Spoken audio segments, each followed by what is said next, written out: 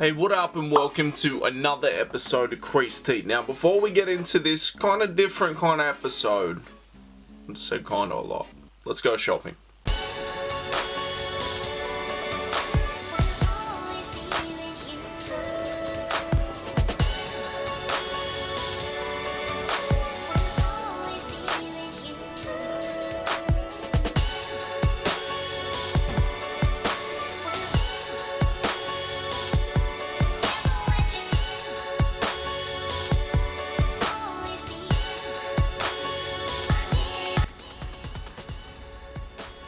Stoked that these fours are not rubbing on my toe like the last, I don't know, 3 or 4 pairs of fours that I bought. I definitely thought that they would, but not the case. And that's good. I think the lace is pretty well too. We didn't have an issue, but let's see what else is about. Some interesting things. I think those Air Max 90s look cool. Just that style. Hopefully there's another colourway in that pack. Let's see.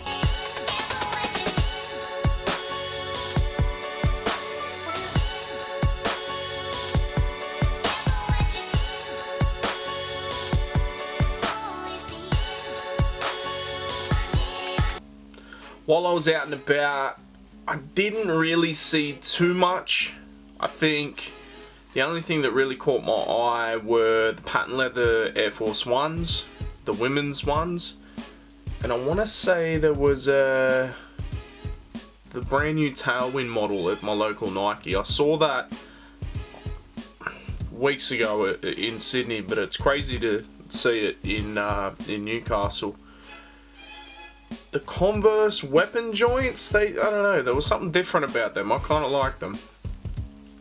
Not enough to purchase, but I kind of liked them. But today's episode, I have many loves. Obviously, sneakers are one of them. Hip hop, skateboarding, art, movies, and martial arts. Today we're going to be speaking about martial arts and sneakers. The UFC has been something that I have been watching on and off initially because it was hard to sort of watch and get pay-per-views and that sort of thing. And then when I was competing myself in amateur MMA tournaments, amateur jiu-jitsu tournaments, I started, that as a team we would go to the pub and watch events. Team bonding sort of thing. So I've been following this sport for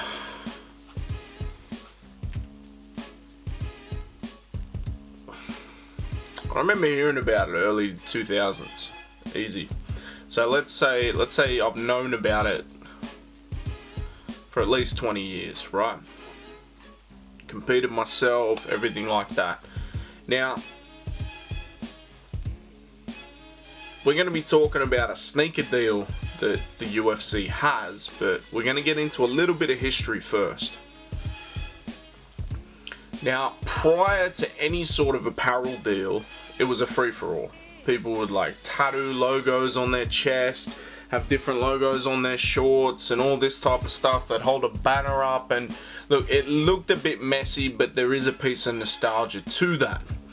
The first sort of companies coming into it, I mean, there was condom companies, other fighting apparel brands, and then just random betting companies and whatever, right?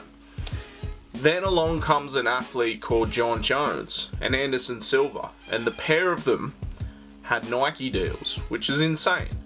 The biggest brand in the world, UFC. Now this, at the time, UFC wasn't so commercially successful or even accepted like it was. At the time, I want to say in the Daily Telegraph, they were ban this sport when it comes to Australia. It's a mugs game, it's this, that and the other. So to get Nike on board was crazy. And if you look it up, Jon Jones had limited edition t-shirts that go for crazy amounts now. I don't think Anderson Silva had one. that was released to the public, but he definitely had some yellow shorts with the Nike tick on them. Now, I believe around that time they were courting Nike to potentially do what they did with Reebok, which was an apparel deal. Dana White said many years ago that the only thing holding them back from being a truly respected sport is a uniform. Basketball, NFL, baseball, they all have uniforms. Me personally, I disagree. I feel like the expression and everything like that, maybe you don't have 100 logos, but I don't know. It definitely looks cleaner on TV, but I don't know. The whole like putting your shirt on after a fight to show your sponsors and everything is a little less meaningful when you're both wearing the same shirt. That's just my opinion. Ladies and gentlemen, the UFC kid. So with the Reebok apparel deal, it was apparel and it was shoes. You would wear shoes, you know, throughout fight week. You got different Reebok UFC clothing, and there were some complaints because the money wasn't that great. But there was no real complaints in a sense of the quality of the shoes. I do remember Ronda Rousey having an issue with the bra maybe slipping down a few people. I don't know. I feel like there was an issue with that. I could be wrong. But no real issue with the shoes. But if you saw any UFC athlete outside of, you know, competing within fight week and this, that and the other, they're wearing Jordans, they're wearing Yeezys, you know, they're wearing sneakers. They, you know, essentially most fighters within the UFC are in their 20s to 30s, which, you guessed it, primary market for sneakerheads. Now, when Venom came along, fans anyway, were a lot more happy with that deal because Venom was a fight brand we all knew. Back in the day, it was like Tap Out, Venom, Sprawl. I think Echo had some gear for a bit. Like, there was all these different brands that people know and associate with that time. So when Venom came in, it was dope. It wasn't Reebok just trying to cash in. Whereas, I think if Nike did it, it's the biggest brand in the world, so we kind of would have let that slide. But with Venom, they don't do shoes.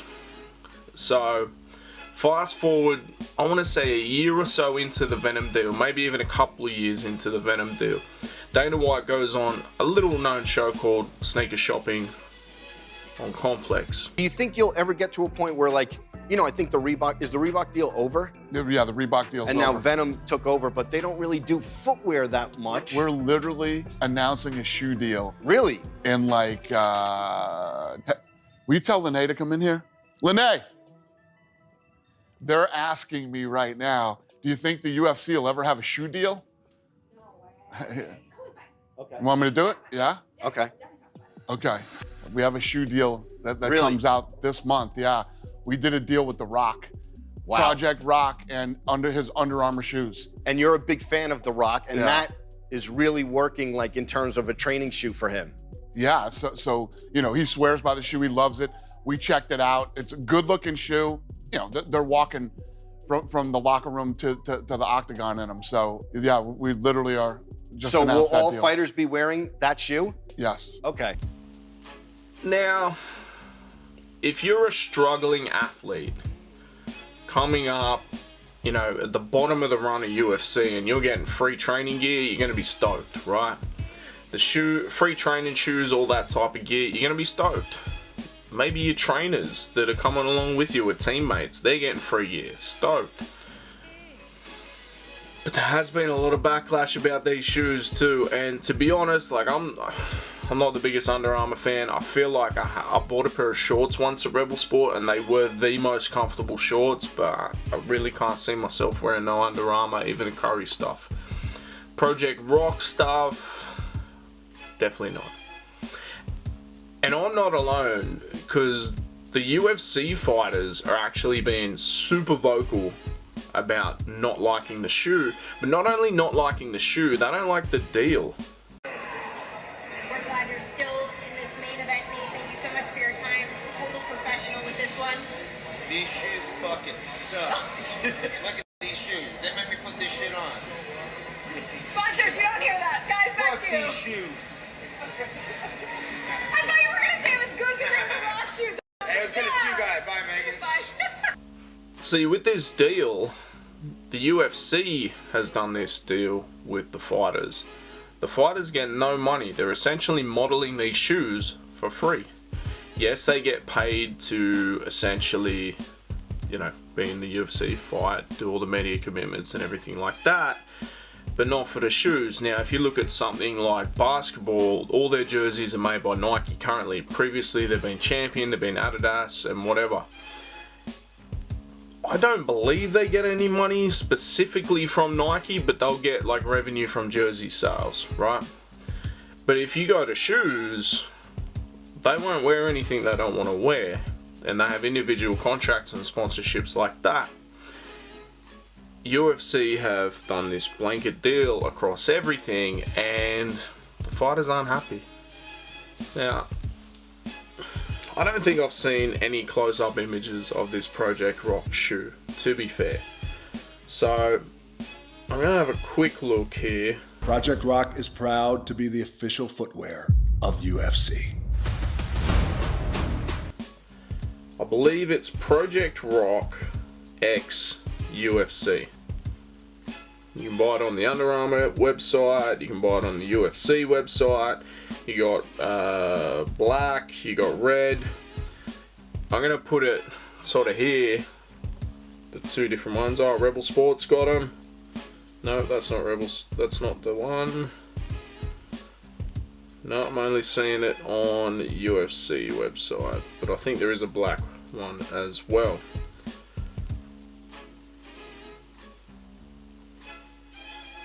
Tell you what, for all the fighters not being happy with it, what do you got left? 5.5, 8.5, 9.5, 10, 10.5, 11, 14. That's it. There's a fair chunk of sizes missing for like a shoe that nobody likes. Me personally, this looks like, you know, something decent to wear to the gym. What are they, $100 US? Call that like 150, 180. Not for me, and obviously not for UFC fighters. Now, the only time I can ever remember this type of backlash was probably with the Bulldogs, right? They had a brand sponsor on the front that said Kia in red. Their colors are blue and white. This huge red logo on there. The fans hated it. And you know, they protested, and I believe jersey sales were down because of this, right? Money talks. So, following year, maybe, I want to say it lasted for 2 years. I think the deal was meant to be more. But they essentially bullied them out of the deal. I believe Kia still sponsors the Bulldogs, but they're not on the front of the jersey anymore. Now, what's crazy about that is they sponsor Broncos now, and they don't have a huge red logo. They put a logo that kind of fits with their color scheme. So they could have done that all along, right? But what I'm saying is, will the backlash of this from fighters trickle down to fans, go to attack at the money, and we just pull that out? Or will Project Rock and the UFC come to the table and pay fighters for actually wearing them? Because I'm seeing backlash for people not wanting to wear the shoes, but I'm also seeing backlash for people not being paid to wear the shoes. Now, this wouldn't be everyone. I'd say it's a vocal minority, but the vocal minority are the highest profile fighters. So, what's crazy about this is, right, if you look across fighters from the UFC, there's a lot of sneakerheads. Joanna Jędrzejczyk, massive sneakerhead, had a Reebok deal. I think that's over now. You see her wearing Jordans now too. Nate Diaz famously did this. And it dripped down my whole sock and sucked my whole fucking shoe. What the fuck? This is a soaking wet Travis Scott. You're gonna need some new kicks. Look at that. The hell? They should have gave us these to walk out in, huh? Would you do a shoey in that? That's gross. My whole foot's wet. They mad? And then, dude, this is a soaking wet Travis Scott.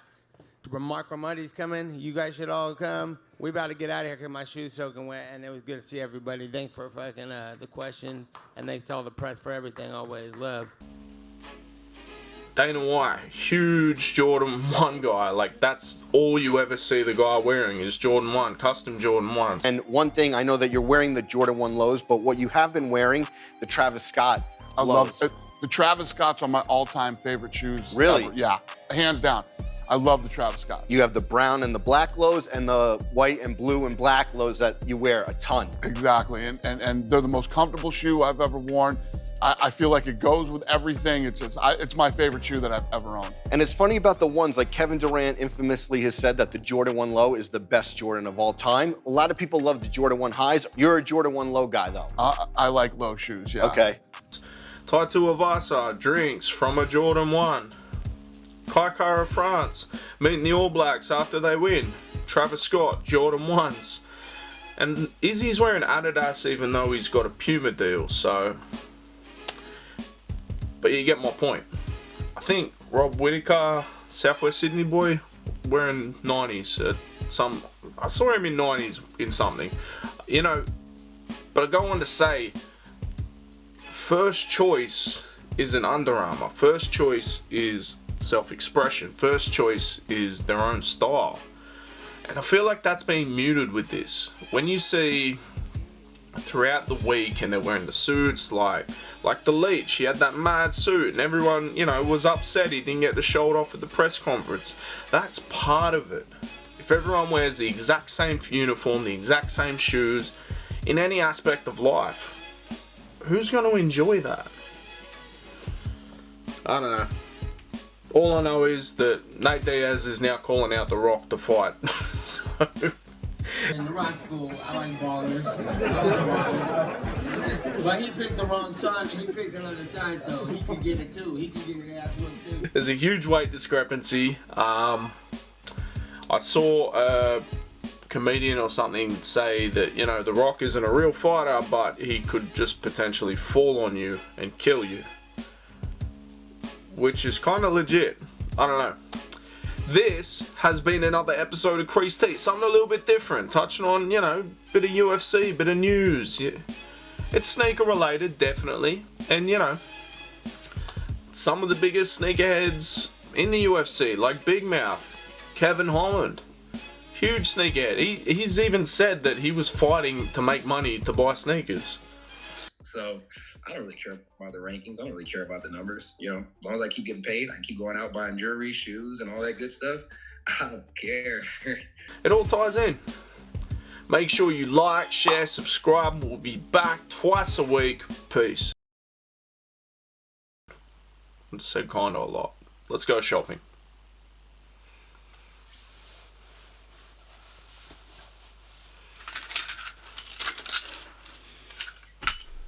I'll find my little thing.